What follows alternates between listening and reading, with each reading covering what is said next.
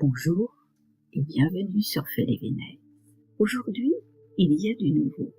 Je vous propose d'écouter l'enregistrement d'une répétition concernant une conférence sur la vie, la mort, la vie. Vous pourrez observer que la qualité du son n'est pas merveilleuse, car cet enregistrement n'était pas destiné à être partagé. Cependant, nous avons eu de nombreuses demandes des personnes intéressées qui n'ont pu venir. Alors je vous propose de l'écouter. Elle est présentée par Pierre-Jean Lamodière, que vous avez pu connaître sur la télé de Lulu, et par moi-même, Félise Roseau. Nous étions reçus par Nathalie Josselin de Rochefort-en-Terre, qui nous a aimablement accueillis et prêté son Dieu. Nous l'en remercions bien sincèrement. Je vous souhaite une belle écoute et surtout n'hésitez pas à partager votre ressenti en commentaire. À bientôt sur Félévénèse.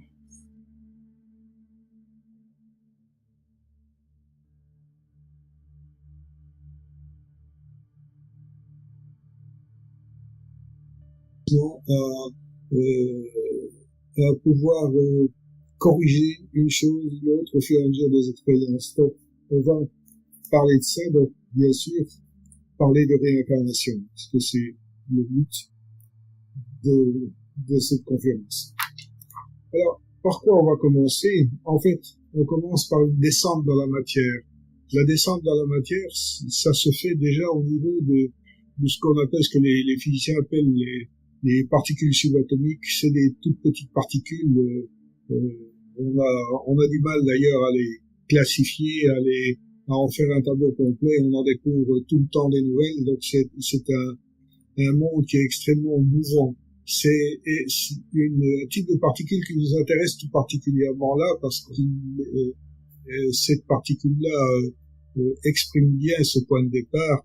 On parle le fameux boson de Higgs dont tout le monde a entendu parler, c'est-à-dire c'est une particule qui est un peu à la limite, à la frontière entre l'énergie et la matière. Cette particule-là, quand elle s'amalgame à une autre particule, elle lui apporte de l'énergie pour devenir de la matière. Donc elle alourdit les particules quelque part. Donc ça veut dire on est bien là dans la descente de la matière. C'est là le tout début. Alors d'où viennent ces particules? Bien sûr, elles viennent, comme on croit le savoir maintenant, en disant de tout ce qui est Big Bang, et donc de la création de l'univers, il y a 14 milliards et quelques d'années. Donc ça vient de loin tout ça, et ces particules-là, quelque part, ne cessent jamais, disons, d'intervenir, d'interagir, de se multiplier. Dès qu'il y a de l'énergie avec ces particules-là, il y a enrichissement de la matière. Ça veut dire que quand il va y avoir une étincelle de vie qui va profiter d'une expérience qu'on nous propose, par exemple ce fameux boson, on va se rendre compte que il y a un ensemble de particules qui interagissent ensemble. Et ces particules-là, bien sûr, ne sont pas autant de conscience que de particules, si on arriverait à des quantités invraisemblables. Ces particules-là forment un ensemble qu'on va appeler, nous, âme groupe. Et donc, c'est un ensemble qui va commencer à accumuler des expériences, des enrichissements. En somme, ça fonctionne comme une conscience collective. Et cette conscience collective va comptabiliser chacune des expériences individuelles pour commencer à façonner sa complexité, sa diversité.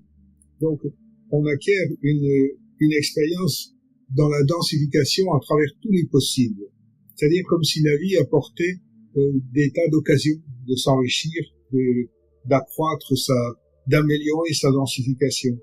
Et donc, on va voir que petit à petit, après, donc c'est au fur et à mesure que ces particules là, vont devenir de plus en plus longues, de plus en plus précises, on va commencer un autre voyage dans le règne du minéral. Donc, mais avant, disons, de rentrer dans dans le règne minéral, il faut se souvenir aussi que d'où vient-on, bien sûr, du Big Bang, mais aussi à travers d'autres échos, d'autres relais, comme par exemple le Soleil, pour nous, Baleine, qui est quelque part notre point central, un peu comme Dieu le Père, Dieu Père-Mère pour nous. Le Soleil apporte son énergie, apporte son relais, apporte sa vie, et on voit que le Soleil lui-même, disons, est une source de création, puisque quand il aura fini de brûler son hydrogène, puisqu'il est massivement composé d'hydrogène, il aura créé un stock d'hélium. L'hélium quand il n'y aura plus d'oxygène, c'est l'hélium qui va brûler, ce qui va déjà changer pas mal de choses pour les terriens que nous sommes. Est-ce qu'on va supporter un peu le changement? Pas sûr. Mais cet hélium-là va ensuite être brûlé, et ce qui restera de ce Soleil, de cette énorme masse, il va rester du fer. Mais ce fer-là ne va pas être stable, et quelque part il va y avoir des explosions, donc ça va être une nova, ça va être une géante rouge, ça va être... La nova a comme intérêt, c'est que l'ensemble des particules qui la composent, suite à cette explosion-là, vont être propulsées aux quatre coins de l'univers, et donc quelque part vont enrichir un peu la soupe primordiale dont nous sommes issus. Donc il y a en plus, disons, un enrichissement au fur et à mesure. Toutes les étoiles n'ont pas les mêmes compositions, plus elles sont récentes, plus elles sont variées, et donc l'explosion et la propagation de leurs énergies et de leurs particules à travers le monde, à travers l'univers, apporte une variété, une richesse, un mouvement supplémentaire à tout cet ensemble. Pourquoi parler du Soleil et de tout ça? Parce que c'est aussi une sorte de création non pas de matière, puisque il s'agit simplement de transformation, mais d'une création de variété, de richesse. Donc il y a des tas et des tas d'éléments qui vont s'agréger, qui vont s'entraider les uns les autres, si j'ose dire, qui vont se compléter les uns les autres, et qui vont faire que ces particules-là vont être prêtes, disons, à entreprendre un autre chemin, un chemin un peu plus long, un peu chaotique, un peu particulier, un peu difficile, mais riche. Donc, le pas supplémentaire, on va l'appeler le voyage au travers du règne minéral. On continue dans la descente dans la matière, puisqu'on a vu que ces particules s'alourdissaient quelque part avec des apports de matière, mais là, ces particules vont se regrouper autrement. On ne parle plus d'atomes, mais de molécules. Donc, on est déjà dans un stade un petit peu plus élaboré. Les molécules sont plus grosses, plus riches, plus lourdes aussi, et donc vont permettre au règne minéral de se manifester. Donc, en s'agglutinant les unes aux autres, on a des créations de roches, de gaz et des choses comme ça, de poussières, qui sont autant d'éléments qui vont servir à fabriquer d'autres étoiles, d'autres manifestations de la matière. On va voir que on va avoir une nouvelle vague de complexification. C'est déjà pas mal au niveau des particules, mais c'est pas fini. Le monde minéral, chaque particule éjectée se trouve agrégée à d'autres et forme un corps qui grossit. Alors, on vient de l'aborder en vitesse, mais le corps céleste a aussi une importance à ce niveau-là, puisque un corps céleste comme le Soleil, ou comme n'importe laquelle de nos planètes, mais sachant qu'on n'est pas les seuls dans l'univers, a un rôle, a quelque chose à faire, comme une mission. Et donc, quelque part, cette mission, elle va être gérée, elle va être prise en compte. Et elle va être prise en compte par qui? Ce n'est évidemment pas les petits bouts de conscience à peine naissants que sont devenus les particules qui viennent de se manifester. C'est un être qu'on appelle un régent planétaire, qui est responsable, disons, de tout ce qui se passe dans un univers comme le nôtre, comme le système solaire. Et donc, il est un peu responsable pour qu'il se passe ce qui doit se passer. essayer d'éviter les plus gros pièges. Donc il y a un rôle actif, disons, au niveau. Le système solaire n'est pas uniquement un ensemble de rapports de force, de gravité, je t'attire, tu m'attires, je modifie la trajectoire en fonction de tout ça. C'est un peu plus compliqué que ça. Le système qui est le nôtre a cette possibilité, cette richesse, disons, d'être vivant et donc de continuer à apporter des transformations. Ces transformations peuvent être plus ou moins lourdes, plus ou moins violentes, plus ou moins, enfin, je ne devrais pas dire violentes, plus ou moins, je cherche le mot, on va dire plus violent, ça fait rien, ça ira quand même. Cette violence qui permet, disons, des transformations extrêmement étonnantes. Par exemple, un ensemble de molécules, on va dire du quartz, par exemple, peut se transformer, par exemple, en améthyste, en quartzérose, pour ne reprendre que ces deux-là qui sont bien connus de tout le monde. Mais après quelle transformation, en partant, disons, d'un ensemble d'atomes, de molécules de quartz, comprimés à l'extrême par des problèmes volcaniques, des pressions, plus on descend dans les profondeurs de la Terre, par exemple, plus les pressions sont puissantes et fortes, et donc plus il y a transformation non réversible. Mais l'intérêt, c'est par exemple que malgré tout ce qu'il a subi pour en arriver là, notre morceau de quartz qui est devenu du quartz rose ou d'améthyste, qui sont assez voisins en fait, vont avoir imprimé en eux un type d'énergie particulier qui est tourné vers la douceur, vers quelque part vers l'optimisation d'une joie de vivre pour ce qui les entoure. Et donc c'est quand même curieux, disons que il faille traverser des pressions pareilles, faire un voyage, disons, dans les profondeurs de la planète avant de ressortir sous cette forme-là. Mais ça vaut quand même le coup, puisque quand même rayonner la douceur, c'est pas rien. Et donc on peut aussi prendre l'exemple d'une veine de charbon, par exemple, qui elle aussi, disons, descend dans la matière et supporte des pressions invraisemblables, disons, des profondeurs, et qui va devenir un diamant. Et donc on passe d'un morceau de charbon à un morceau de diamant. Il y a quand même une transformation extrêmement puissante. Et donc, ces transformations-là, c'est tout ça, disons, que la matière a à entreprendre, à apprendre, à maîtriser. Par exemple, une veine de quelques diamants, par exemple, qui se trouvent entourés de tout un tas d'autres composants, va devoir apprendre, disons, à se défendre, si j'ose dire, à cohabiter, en tout cas, avec ce qui l'entoure. Au-dessus, en dessous, à droite, à gauche, devant, derrière, dans tous les sens, disons, ces éléments-là sont entourés. Donc, il faut apprendre à vivre les uns avec les autres, si je veux dire, ça se fait à des niveaux extrêmement subtils, mais c'est quand même l'apprentissage de cette matière-là. Et donc, peu à peu, on apprend le respect de l'autre, quelque part.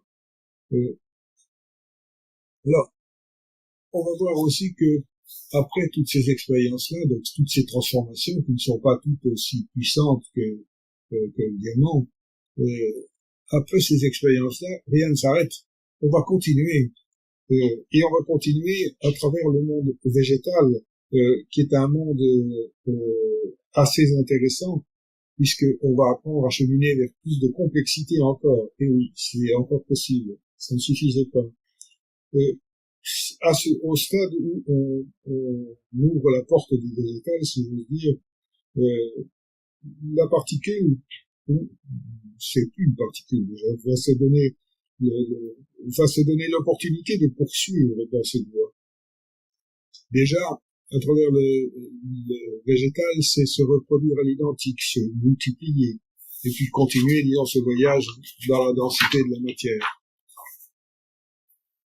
On va apprendre à tester des lieux, à coloniser, à se multiplier. Alors, quelquefois, ça va être l'échec.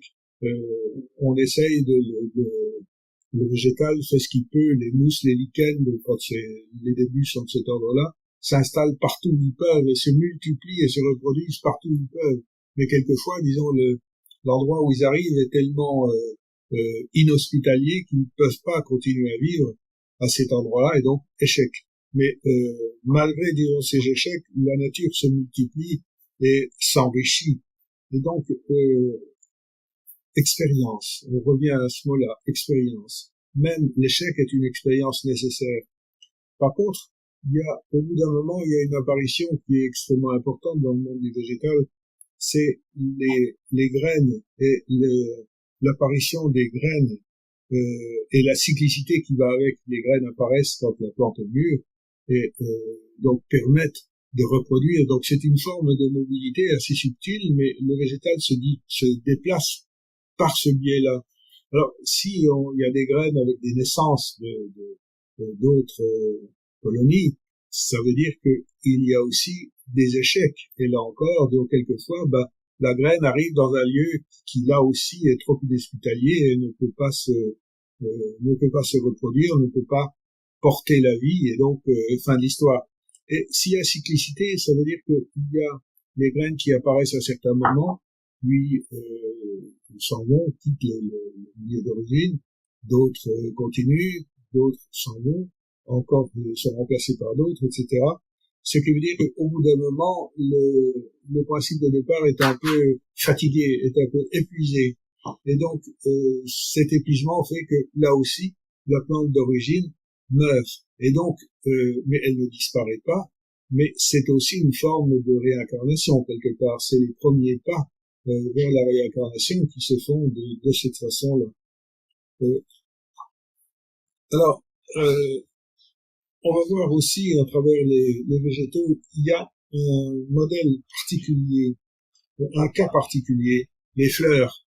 Les fleurs est la tentative de la perfection. C'est quand même assez curieux de voir à certains moments, disons après s'être enrichi, s'être aventuré dans tout un tas de mondes ou de zones un petit peu différentes, les fleurs apparaissent comme une tentative de perfection. La palette de couleurs qu'elle a l'air représente un pic dans l'évolution. Un pic dont on fait bien de s'inspirer parce que en fait c'est un modèle à imiter. Comme si, disons, on se croit tout à fait en haut de l'échelle, nous humains, et quelque part on oublie qu'il y a dès le départ dans les minéraux, mais aussi dans les végétaux à travers les fleurs, des tentatives pour les consciences qui suivent ce chemin-là, d'aller vers un épanouissement, d'aller vers un nirvana, pourrait-on dire, quelque part un paradis qui représente un modèle, quelque chose en tout cas à méditer. Autre modèle aussi, les plantes médicinales et l'expérience de la thérapie. C'est quand même assez amusant de voir que les plantes médicinales sont arrivées sur Terre bien avant l'apparition de l'homme, c'est-à-dire les médicaments sont arrivés avant les maladies. C'est quand même c'est assez amusant de réfléchir comme ça, ce qui permet de nous remettre un petit peu les choses à leur place. À travers ces plantes médicinales, que ce soit des plantes médicinales tournées vers la thérapie, tournées vers la sagesse, mais aussi vers l'extase. On peut penser à l'opium, à toutes ces choses-là, qui sont des productions naturelles. Ce sont autant d'expériences qui sont réalisées, alors, vous me direz, par les humains qui les consomment, oui, bien sûr, mais aussi par les plantes qui les fabriquent, et donc qui vivent avec, qui vivent dedans. Donc, il y a aussi une plante qui est particulière, c'est l'arbre. Et l'arbre représente quelque chose d'assez étonnant. C'est un équilibre en ce sens que c'est un tronc, généralement un tronc puissant, qui s'appuie sur des racines nourricières, et de l'autre côté, vers le ciel, les branches comme un bouquet de racines enracinées vers le ciel. Et quelque part, l'arbre représente un équilibre entre le passé, qui pourraient être visualisées comme les racines, entre le devenir, les branches, et le présent, le tronc. C'est donc quelque part l'arbre représente un apprentissage de la sagesse. C'est amusant que les druides ont choisi depuis longtemps le chêne, qui est un bel exemple de cet équilibre-là. Donc là encore, au niveau de l'apprentissage, de l'expérience, donc le végétal acquiert tout un tas de qualités, jusqu'on vient de le voir, la sagesse, qui entre parenthèses est le symbole des druides, et qui expérimente encore l'expérimentation. Mais à ce niveau-là, l'arbre commence à être prêt pour aller vers un autre type de mobilité, l'animal. Et donc, on va voir le voyage dans le règne animal. C'est une autre étape dans l'enrichissement par l'expérience. La nature offre à ce moment-là la maîtrise du mouvement. Le monde végétal avait déjà amorcé cette tendance avec les colonies et les multiplications des plantes et de tout ça, mais ça n'était pas maîtrisé par la plante elle-même. Alors qu'au niveau de l'animal lui-même va maîtriser le mouvement, va maîtriser tout ce qui est multiplication, tout ce qui est, il va avoir un rôle actif, ce qui va être très différent du règne précédent. L'animal va aller directement chercher quelque chose, quelqu'un, la nourriture, un gîte. Jusque-là, c'était l'environnement qui poussait les opportunités. L'animal est actif dans son domaine. D'abord, de quels animaux parle-t-on? On commence bien sûr par le tout petit en bas de l'échelle. On peut, des fourmis par exemple, disons, semblent extrêmement fragiles. Une fourmi, ça s'écrase, on a à peine le temps de s'en rendre compte que la fourmi est déjà écrasée. Peut-être, n'empêche qu'une fourmi est vulnérable, mais la fourmilière en elle-même est beaucoup plus solide, puisqu'elle s'appuie sur des millions d'individus qui s'entraident et qui ont presque une vie sociale, parce qu'il y a des rôles là-dedans. Les soldats ne sont pas les ouvrières, la reine, bien sûr, a un rôle prépondérant, et donc les petits, peut-être, mais solides par le nombre. C'est-à-dire que comme si la nature voulait nous montrer qu'elle ne va pas se laisser écraser comme ça aussi facilement. Donc, il y a d'abord des toutes petites fourmis, des tout petits animaux qui sont solides par leur nombre, et avant d'arriver petit à petit vers d'autres, des animaux plus importants, plus gros par la taille. Et donc, on verra aussi qu'il y a différentes stratégies à travers tout ça. L'étincelle de vie à ce niveau-là, disons, n'est plus tout à fait une étincelle, puisqu'elle est devenue une âme groupe, et cette âme groupe va se resserrer quelque part, autrement dit, va se limiter quelque part. Alors, c'est drôle, puisque on vient de parler d'une expansion qui commence loin et qui se multiplie sans arrêt, et on parle de limitation. Oui, parce que l'importance, disons, de l'acquisition des expériences qui ont été mises en mémoire au niveau de l'âme groupe, fait que il y a de moins en moins d'individus qui s'incarnent en même temps pour l'âme groupe. Par exemple, si on prend des lapins, par exemple, ou des lièvres, l'âme groupe va générer, on peut imaginer peut-être des centaines d'individus.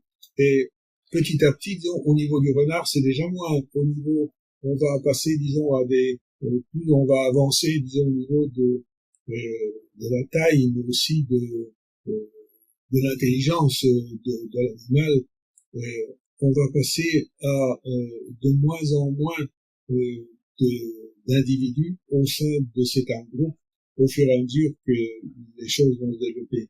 Par exemple, un cheval, quand il est en fin de cette évolution-là, il n'y a plus que 2 individus dans l'un groupe. C'est valable pour le cheval, c'est valable pour le chien, le chat, le dauphin et bien d'autres. Il y a aussi des équivalents, bien sûr, sous d'autres climats, le lion, par exemple, et tant d'autres. Mais on appelle ça les portes de l'animalité. Ces portes de l'animalité parce que au-delà de ça, quand il n'y a plus que deux individus dans la conscience et que il y en a un qui prend justement conscience de son existence, il ne peut plus s'incarner dans une autre groupe. Il devient l'individu qui va, au moins sur notre planète, devenir un être humain. L'être humain, il a besoin d'explorer sa conscience. C'est ça, disons, son intérêt. Alors, évidemment, quand on parle de pensée consciente, on a dit tellement de choses épouvantables qu'on peut se poser des questions. Mais l'étincelle de vie, devenue un groupe, les termes de conscience profonde, lumière profonde, ou même parfois esprit, décrivent la même réalité. Grandir, bien sûr, ce n'est pas une fin en soi, mais c'est une étape décisive pour apprendre à voguer vers d'autres cieux. Alors, par exemple, voguer, si on prend cette image-là, quelqu'un qui a envie d'entreprendre un voyage sur les eaux, sur la mer ou sur l'océan, la première chose qu'il va faire, c'est peut-être déjà d'apprendre à nager. Ensuite, après, il va peut-être apprendre à avoir des rudiments de construction de bateaux, voire d'un peu de mécanique aussi. Et c'est seulement après, quand il aura appris à utiliser un bateau, qu'il va faire son voyage. Donc, on voit qu'à travers cet exemple, il y a un apprentissage de la conscience. Cet apprentissage-là n'a jamais de fin. Il continue encore et encore. Et il est, au début, du moins, il est à peine perturbé par le mental, mais au fur et à mesure, disons, on s'en rend compte. Les humains que nous sommes, disons, sont tributaires du mental et mettent la vie à elle-même en fâcheuse position parfois à cause de ce mental. Alors, ce mental, on a vite fait, disons, de chercher des coupables, des raisons pour lesquelles quelque chose ne fonctionne pas, et on fait intervenir le karma. J'ai un mauvais karma.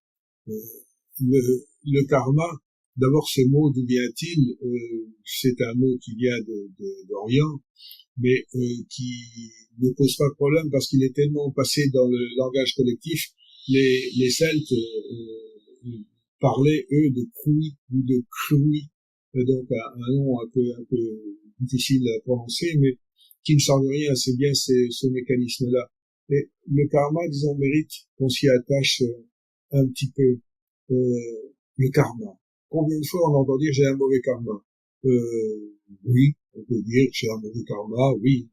Mais si on accepte cette notion de mauvais karma, il faut se rendre à l'évidence, il y a aussi un bon karma, parce que tout n'est pas mauvais. Donc, si tout n'est pas mauvais, il y a du bon quelque part. Alors, est-ce que le bon annule le mauvais? On pourrait presque le dire, mais c'est pas ça. Le mécanisme du karma est plus fin que ça. Le karma, c'est déjà ouvrir la conscience. Si je veux prendre un exemple, par exemple, mes choix, mes envies, mes besoins font que, dans ma conscience profonde, je souhaite devenir un soldat. Eh bien, je vais donc m'incarner à un certain endroit et je vais faire mes classes, je vais apprendre à me battre, je vais, etc., etc. Et je vais mener une vie dans ce milieu-là avec ses points forts et ses faiblesses. Et puis, peut-être qu'à la fin, je vais me dire, zut, c'est pas exactement ce que j'aurais aimé parce qu'il manque plein de choses. J'ai rien décidé, j'ai exécuté, j'ai obéi à des ordres, et même quelquefois, disons, j'ai été blessé. Et donc, ma conscience profonde va être un peu frustrée sur le résultat de cette expérience. Et donc, je vais être tenté, disons, de faire une deuxième expérience, soldat, oui, mais au niveau d'un gradé, au niveau d'un encadrant. Et donc, là, je vais avoir une expérience complètement différente et qui va permettre d'équilibrer un peu la première expérience, que les deux un peu s'imbriquent et se compensent l'une l'autre. Et donc, c'est ça le karma. C'est s'enrichir, ouvrir à travers des expériences et apporter, disons, à la conscience profonde des éléments pour qu'elle puisse bâtir ce monde dont elle a besoin. Alors, jusqu'où ça va, cette notion de conscience et de karma? En fait, il n'y a pas de fin, mais il y en a une quand même. il arrive un moment où, à force d'avoir des expériences, à force, disons, d'avoir fait la différence entre ce qui est bien et mal, j'ai envie de dire ce qui est mal, c'est facile à connaître, c'est ce qui fait mal. Et donc, on arrive à un moment où il n'est plus nécessaire de s'incarner dans la matière, en tout cas pas de cette forme-là, pour continuer à évoluer. C'est ce qu'on appelle une libération, et à ce moment-là, disons, intervient la notion de maître de lumière. Mais à partir du moment où je n'aurai plus besoin de m'incarner, qu'est-ce que je vais faire? Je vais, du haut de mon ciel, là, je vais regarder les humains en bas, là, continuer à se dépatouiller, et quelque part, je vais me sentir concerné malgré tout. Zut, c'est des copains, quoi. Et donc, je vais peut-être éprouver le besoin de les aider. Et donc, ce rôle, c'est le rôle de ce qu'on appelle les bodhisattvas, c'est-à-dire, comme le disent les orientaux, je n'entrerai pas dans le nirvana tant qu'un seul être sur terre continuera à souffrir. Donc, il y a quelque part cette notion d'engagement vers la lumière, vers l'amour, vers le bon, et qui prend toute sa force. Alors, je peux choisir de devenir un bodhisattva quand j'ai fini mon cycle de nécessité de l'incarnation, ou alors accepter une mission. Bon, les humains se débrouillent tellement mal dans tel ou tel domaine qu'il faut vraiment corriger le tir. Donc, je peux choisir une incarnation précise pour porter un enseignement, porter un exemple, porter une lumière, ou porter une invention qui va tout changer. Et donc, je vais choisir de m'incarner en tant qu'être missionné. Donc, là aussi, c'est le karma, quelque part, en apparence, sera le même, mais la réalité, au fond de la conscience de l'être qui s'incarne, ne sera plus la même, puisqu'il est libre. Et c'est un choix, c'est son choix, que de rentrer dans cette dimension-là. Alors, il y a, de toute façon, ce qu'il faut se dire aussi, c'est que on vient d'aborder une notion assez générale de l'évolution, et je me suis appuyé sur comme une peinture à grands traits. Il y a bien sûr beaucoup de détails, il y a beaucoup de choses qui échappent un petit peu à cette évolution-là. Il y a des tas d'exceptions, en fait, et tant mieux. Mais quelque part, qu'est-ce qu'on peut retenir de tout ça? D'abord, essayer de se mettre en paix avec qui on est. Je crois que la notion d'être humain, être un être humain n'est pas une punition. On n'est pas obligé de souffrir. L'évolution peut se faire dans la paix, dans la joie, dans la confiance. Et d'abord accepter l'idée que on n'est pas enfermé dans notre corps physique. On n'est pas piégé par la matière. La matière est une aide, la densité est une aide, le karma est une merveille, donc sachant l'utiliser en prendre conscience. Ensuite, on peut accepter que notre vie sur Terre ne se résume pas à ce que l'on croit. Oui, j'avais pris l'exemple, du soldat, là, on va pas revenir là-dessus. Mais on peut terminer sur une chose, c'est que après de longs épisodes d'incarnation dans des corps différents, autant hommes que femmes, ne n'oublions surtout pas la conscience profonde, aidée par d'autres maîtres de lumière, acquiert suffisamment d'autonomie pour envisager de se libérer et de changer radicalement le mode d'acquisition d'expérience. Autrement dit, rien n'est fini. On ne sait pas parce qu'on est libéré de la nécessité du karma que tout s'arrête. On continue à apprendre, on continue à évoluer sous d'autres formes, à d'autres niveaux. Alors, on pourrait juste se dire, ne maudissons pas le karma, ni la densité de la matière physique que nous connaissons. Car c'est à travers elle et grâce à elle qu'on acquiert l'expérience qui enrichit la conscience profonde. Le karma n'est possible que dans ce mode de fonctionnement. Et c'est un fabuleux cadeau qui nous permet de nous enrichir tous les jours un peu plus, tous les jours un peu mieux.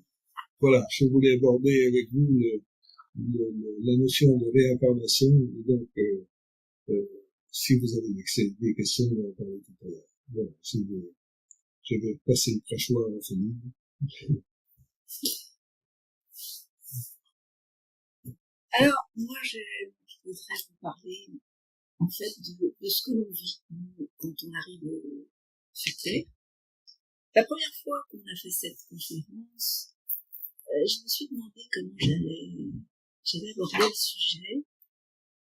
Et donc, je me suis reliée pour demander des conseils. Et même si c'est la deuxième fois, je vais vous lire ce qu'ils m'ont dit, parce que je trouve ça très intéressant. La vie, c'est une folie. C'est une beauté. C'est surtout une aventure. Lorsque l'on décide, en tant qu'âme, de s'incarner, on n'a pas conscience de ce que l'on va devoir affronter pour mener à bien notre mission. Depuis notre galaxie de lumière, tout paraît limpide, simple, et pourtant, dès la naissance, il y a une sorte de douleur, c'est compliqué. L'enfant se trouve dans un corps qu'il ne connaît pas et ne maîtrise pas, dans un corps qui le limite. Lorsque l'âme choisit l'incarnation, elle n'a plus du tout conscience de ce qu'est la limitation du corps. Elle le juge avec sa liberté de lumière, dans l'énergie de lumière. Et dans l'énergie de lumière, l'âme se déplace facilement. Elle voyage au gré de son besoin, sans locomotion spécifique. Alors, qu'ont-vous dire exactement ces maîtres en me confiant ces quelques explications? En fait, dans la lumière, l'âme pense à un endroit et elle y va. Ça ne pose pas de souci. Parce que elle fonctionne avec la vibration. Et même la pensée est une vibration. Ce que l'on pense est une vibration et se transmet. C'est pourquoi, quelquefois, quand vous vous retrouvez face à des personnes qui sont lumineuses, elles ont des belles vibrations, des belles pensées. Et vous vous retrouvez dans un endroit où il y a plus de pensées douloureuses, vous allez vous sentir mal. Donc même la pensée est une vibration, et donc la pensée est une vie.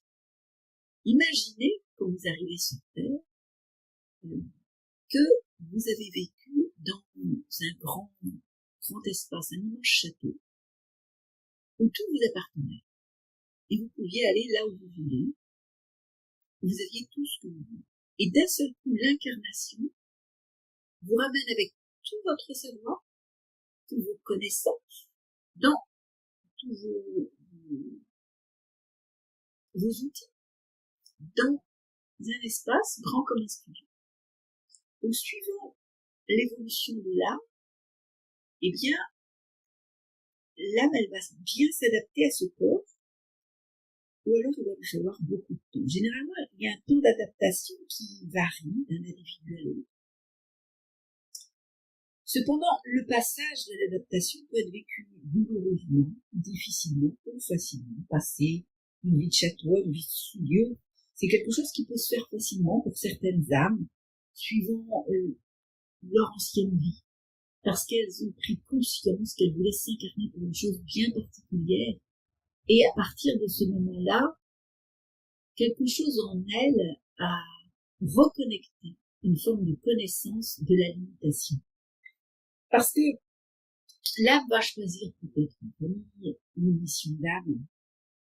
Elle est guidée, conseillée par ses maîtres au moment où elle se dit « je vais m'incarner parce que moi je veux connaître la matière, je décide là de m'incarner en étant un être qui va venir ouvrir à la spiritualité ou un être qui va venir ouvrir à la matérialité. » Et bien, de par son choix, elle va avoir des guides qui vont l'accompagner. Cependant, elle fait son choix dans une forme d'innocence. Ce qu'elle choisit réellement, c'est sa mission. Venir soutenir un membre de famille, passer une difficulté sociale. En gros, l'âme vient combler un manque. Elle a connu la richesse, elle va venir chercher la pauvreté, connaître, comprendre. L'âme vient apprendre et guérir. Elle vient guérir son karma, ou elle vient le soigner, ou elle vient se faire enseigner par la matière. Certains disent que la vie est souffrance, mais la première souffrance de l'âme, c'est lorsqu'elle se retrouve sur terre, dans ce corps qui la limite. Elle se sent étriquée à l'étroit. Elle a envie de bouger, mais elle ne sait pas comment faire, parce que ce corps est tout petit. Et son âme, elle a gardé la dimension du plus grand. Et donc l'enfant, le bébé, lorsqu'il est dans le ventre de la mère, il a encore la possibilité de monter, de descendre, de monter, de descendre. Donc on dit souvent que l'âme ne s'incarne que lorsque la naissance se fait. Même si elle a choisi de parents, si elle a... voilà. Et c'est ce qui fait que quelquefois il y a des fausses couches. Il y a aussi des avortements. On juge l'avortement, mais quelquefois, en fait, c'est l'âme qui dit, attends, je ne peux pas repartir, là. Je sens qu'on n'a pas à vivre ça ensemble maintenant. Et donc, la personne va choisir l'avortement. Normalement, l'âme peut repartir. La fausse couche se fait très bien, si c'est l'âme qui décide de repartir. Mais lorsqu'elle reste, l'âme, elle n'habite pas obligatoirement le corps de la mère en permanence. Elle va, elle vient, elle reçoit des informations, en fait. Ses maîtres, ses guides sont toujours là avec elle, et elle va chercher des informations par rapport à ce qu'elle ressent dans le ventre de la maman. Et une fois qu'elle reçoit ces informations, une fois qu'elle prend conscience de qui est la maman, comment va être le papa, et bien là, elle commence à s'installer. Au bout d'un certain temps, elle s'installe et elle arrive, elle. Au moment de la naissance, là, il commence à être une vraie rupture. Ça ne veut pas dire que l'âme ne va jamais voir ses maîtres, et pendant quelques années encore, elle va pouvoir monter, descendre, tout en étant dans son corps. Elle dort beaucoup. Le bébé dort beaucoup parce que le corps, certes, doit grandir, mais aussi l'âme doit s'adapter à ce petit corps, à son fonctionnement physiologique, hein, la matière, se nourrir. Ça, c'est un petit peu compliqué, et c'est ce qui explique pourquoi on revient souvent à l'allaitement, parce qu'on dit que le bébé, lorsqu'il est en relation avec le contact de la peau, va mieux intégrer son corps. Alors, c'est pas simplement l'allaitement, c'est être en contact avec la peau. C'est pour ça que maintenant, on met les bébés aussi en contact avec la peau du papa. Parce que plus ils sont en contact avec la peau, et plus ils commencent à comprendre plus facilement comment fonctionne leur corps, et à comprendre plus vite la différence entre le moment où ils sont dans le berceau, où il y a apparemment un grand vide, et le moment où ils sont coucounés. Quand ils sont dans le berceau, en fait, il n'y a pas de vide, parce que il y a un vide dans le sens où le parent n'est pas en contact physique, mais les êtres de lumière, les guides, sont toujours là. C'est pourquoi, quelquefois, vous voyez un bébé qui rit, qui sourit, et vous vous demandez pourquoi il rit, vous dites il a des gaz, et des choses comme ça. Il est en contact avec les êtres de lumière, ces guides qui le rassurent, qui l'enseignent aussi. Et il en a besoin, parce qu'autrement, il ne va pas être bien dans ce monde-là. Pendant tout un temps, il reste entre les deux mondes.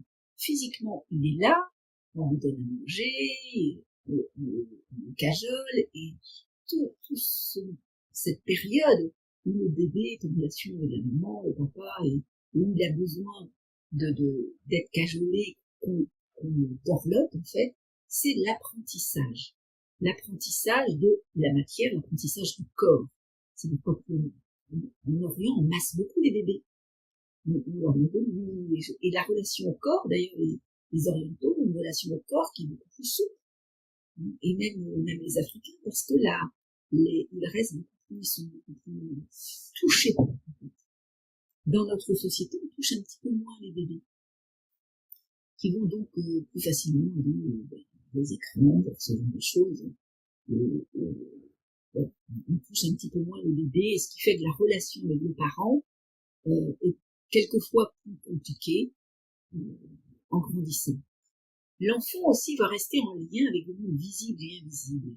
Alors, ces guides, certes, mais les élémentaux. Vous avez beaucoup d'enfants qui disent, arriver jusqu'à l'âge de 5-7 ans, ils vont vous dire qu'ils ont un ami, ils ont parlé aux fleurs. Alors, aujourd'hui, dans notre société, on commence à mieux accepter ça. Dans le passé, ça posait pas de soucis. Quand un enfant disait qu'il est allé parler à l'arbre et qu'il lui a confié ses affaires, et puis dans l'arbre, eh bien, il y a plein de gens qui habitent dans l'arbre. Ça ne posait pas de soucis. Après, on s'est dit, c'est le monde de l'enfant. Et tout un temps, l'humain a évolué Il se dit, mais attends, je vois pas, je sens pas, ça n'existe pas. L'enfant, on lui dit que ça n'existe pas. Et on a commencé à couper l'enfant de la nature. De sa nature, déjà, de sa nature d'âme voyageuse, de sa nature vibratoire de lumière, et on l'a coupé aussi de la nature, des arbres, des fleurs, des choses comme ça, dans la communication. Et lorsque l'enfant se retrouve coupé de cette communication, il y a une forme de souffrance qui arrive. Il y a des enfants qui vont se dire que, bah ouais, ils vont couper facilement avec ça. Et d'autres enfants qui ne pourront pas. Ils auront du mal à apprendre à lire, à écrire, parce qu'ils vont vraiment rester en relation avec ce monde du visible et de l'invisible. Ils ont compris qu'il n'y avait rien à dire, qu'il fallait pas le dire aux parents, pas le dire aux adultes, mais ils restent en relation avec. Et ça peut être des enfants qui, quelquefois, auront du mal à s'adapter au monde scolaire. On va dire qu'ils sont dyslexiques, disent ceci ou cela, mais ils sont dans une différente communication. Il y a certains qui vont avoir la chance parce qu'ils vont pouvoir dire à leurs parents, bah tiens, moi je vois les fantômes. Bon, c'est comment il est ton fantôme, il est comme ceci, il est comme cela. Et le phénomène de discuter avec l'enfant va faire que l'enfant va comprendre que le fantôme, ben, c'est pas l'école. Il va pouvoir lui dire, bah écoute, non, moi je travaille. Il y a des enfants qui font ça. Et qui arrivent à l'âge même de 13-14 ans où ils restent en dialogue avec des esprits. Ça leur pose pas de soucis. Parce que ils ont la possibilité de dire, bah voilà, je te vois, je discute avec toi, mais là je fais autre chose. Et ils arrivent à se concentrer sur autre chose. Alors souvent ces enfants-là sont des enfants qui vont être physiques, qui vont avoir besoin de beaucoup de sport, d'aller dans la nature. Ils vont être très physiques parce que la concentration leur demande de bouger. Une fois que l'enfant a passé ce cap et qu'il arrive dans le monde adulte, eh bien, il vit sa vie. Et celui qui a coupé la relation, quand même, ils coupent tous la relation un temps, le temps des études, par exemple. Et à un moment donné, pour ceux qui ont vécu ça, vous vous rendez bien compte qu'à un moment donné, on se dit, tiens, on va le mettre de côté, on y reviendra peut-être plus tard. Et à un moment donné de sa vie, on y retourne. C'est pourquoi il y a des personnes qui disent, arrivé à 40, 50, 50, oh, mais avant, j'avais pas du tout le message. En fait, ils ont oublié. Ils ont oublié qu'ils ont mis ça de côté et que, oui, ils ont toujours eu la communication entre eux. Ces personnes-là font quelquefois infirmiers, ils vont faire être soignants, ils vont aussi faire aussi ce genre de choses. Mais c'est pas toujours le cas, c'est un exemple. Une fois que ces personnes accueillent ça, leur vie va être plus légère. Et ils vont suivre leur chemin. Donc l'âme vient ici, lorsqu'elle communique comme ça avec les différents mondes, eh bien il lui faut un certain temps. D'autres ne communiqueront jamais. C'est pas pour autant qu'ils ne sont pas en lien avec leur guide. Bien au contraire, ils viennent faire leur mission dans la matière. Ils ont demandé à ne pas être en relation avec la lumière. C'était leur choix. Ils ne sont pas des âmes qui sont inférieures aux autres. Simplement, elles font leur chemin. Il n'y a pas de supériorité ou d'infériorité dans la lumière. Chacun a son rôle, mais il n'y a pas cette notion de supériorité ou d'infériorité.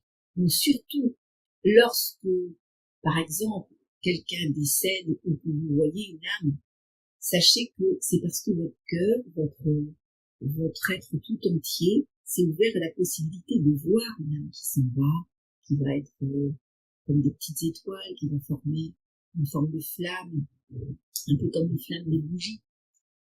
Et elle s'arrête là, vous la regardez et elle vous dit au revoir. Vous la voyez parce que votre cœur et votre psychologie s'est ouverte à ça. Mais vous la voyez parce qu'elle veut se montrer, pas parce que vous voulez. C'est important d'accueillir ça. Qu'une personne qui se dit je m'occupe de la spiritualité, je n'ai pas envie qu'un jour voir, parce que l'âme décide. L'âme qui s'en va décide que c'est celui-là, c'est avec cette personne-là qu'elle va communiquer. Alors là, bien sûr, le choc peut être quelquefois brutal, et on voit des gens qui vont d'un seul coup développer des dons. Voilà, je dis des dons plus que des pouvoirs, parce que c'est pas un pouvoir, qui va les effrayer, mais c'est simplement parce que une âme qui part a décidé que là, il était temps. La personne n'a trop fermé. Et ce qui est important, c'est de prendre conscience que c'est une ouverture, ou que vous avez acquise, ou qui se fait là, parce que on décide de se montrer à vous. Les élémentaux, c'est pareil. Ce sont eux qui décident de se montrer à vous. C'est pas vous qui décidez des lois. Vous n'avez pas un pouvoir. À un moment donné, vous les voyez parce qu'ils veulent communiquer par le visuel. Peut-être parce que lorsque vous entendez, eh bien, vous vous dites que c'est pas logique, que c'est pas vrai. Chacun a sa perception de communication. Certaines personnes, ça va être physique, d'autres, ça va être dans l'audition, et d'autres, ça va être dans le visuel. La communication avec le monde des vivants est quelquefois plus compliquée pour certains que la communication avec le monde des morts. Mais les morts ne sont pas morts. Et c'est là où je veux arriver, c'est que, par exemple, vous accompagnez quelqu'un pendant un certain temps parce que il est au bout du chemin. Et à un moment donné, eh bien, vous allez voir ces étoiles en forme de flammes qui vont vous regarder. Et l'âme vous salue. Vous allez vous asseoir et là vous pouvez vous endormir profondément. En fait, vous accompagnez cette âme jusqu'à son dernier chemin, jusqu'à la porte de sa nouvelle vie. Il faut savoir qu'en revenant, vous ne vous souviendrez pas du voyage. Et c'est normal. C'est normal parce que pour rester sur Terre, eh bien, vous avez besoin de comprendre que vous l'avez accompagné, mais pas de connaître le voyage, c'est pas le même. Et lorsque l'on revient, généralement, on est serein. On n'est pas dans une tristesse. Il y a quelque chose de paisible. On sait que la personne a voyagé et qu'elle vous a demandé de l'accompagner. Alors vous ne vous souviendrez pas qu'elle est partie, ou ce genre de choses, mais généralement on est serein. Les informations que j'ai reçues après, c'est que l'âme, une fois qu'elle est partie et qu'elle arrive à passer son pouvoir, va nous montrer que c'était une lumière jaune, puis après qui devenait très très blanche. Et à partir de ce moment-là, on a l'impression que c'est comme un vide, comme s'il y avait que de la lumière. Mais en fait, cette lumière, c'est plein de vie, plein de vie qui n'ont pas de forme physique telle que nous vivons. L'âme, elle va dans un lieu où elle voit sa vie. Elle va voir les quelques jours qui vont suivre.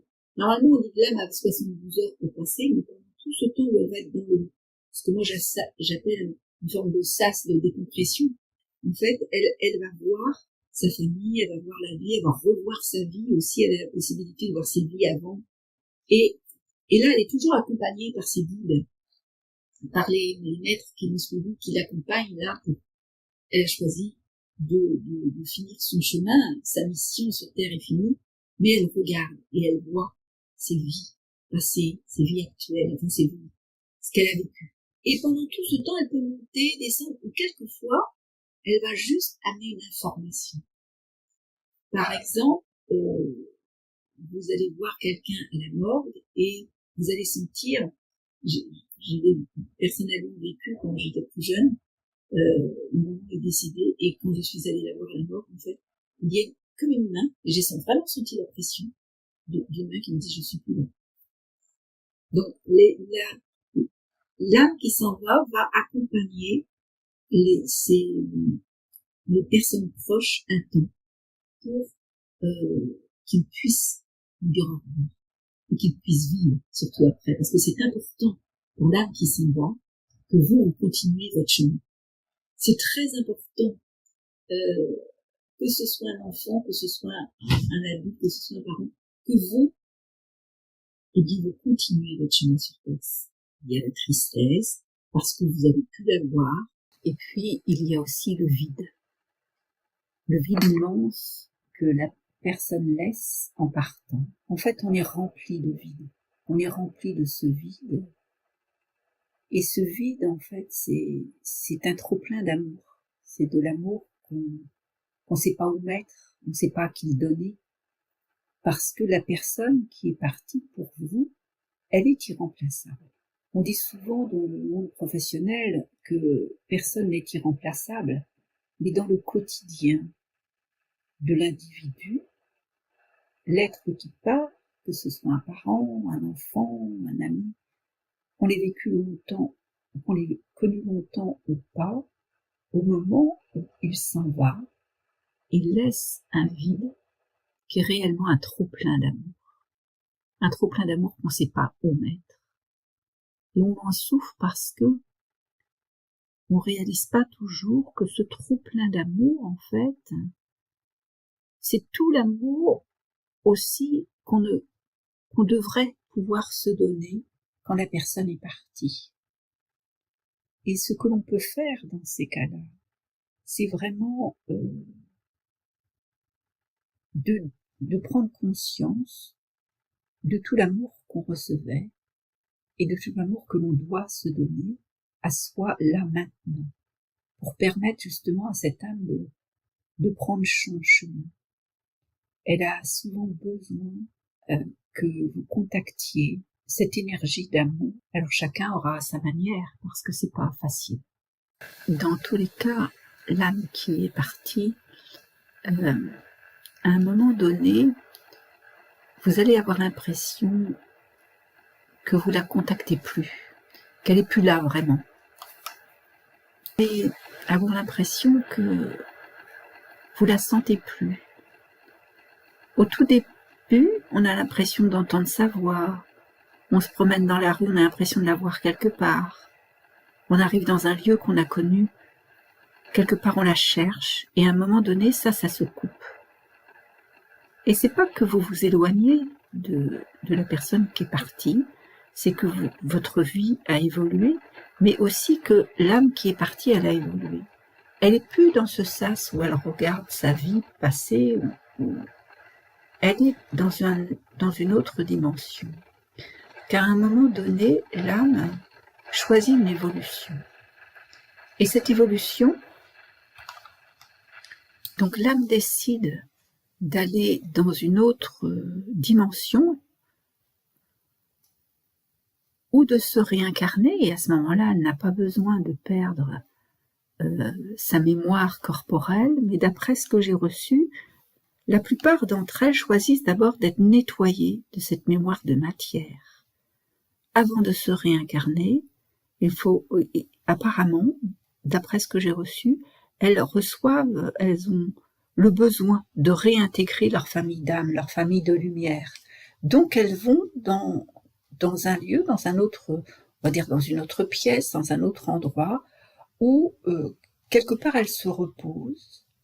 Elles sont coupées de leur mémoire de la terre et elles vont vraiment se nettoyer de leur mémoire corporelle. Se nettoyer de la mémoire de la matière.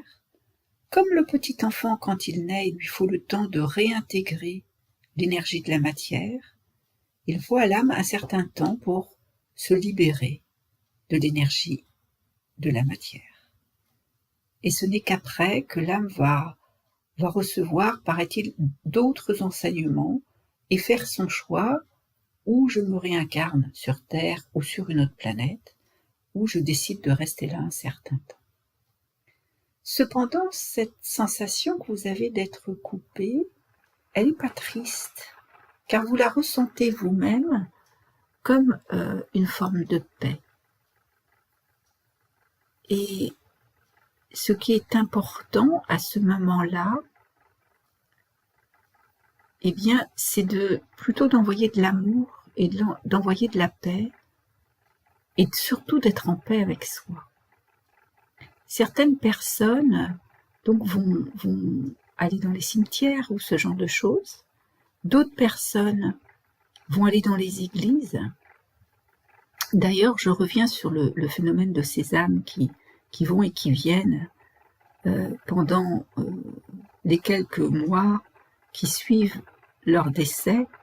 Alors on dit que de nos jours, il y a beaucoup de passeurs et de passeuses d'âmes, et cela c'est parce que ça compense en fait les constructions des temples, des églises, des lieux sacrés qui ont changé leur mode de construction.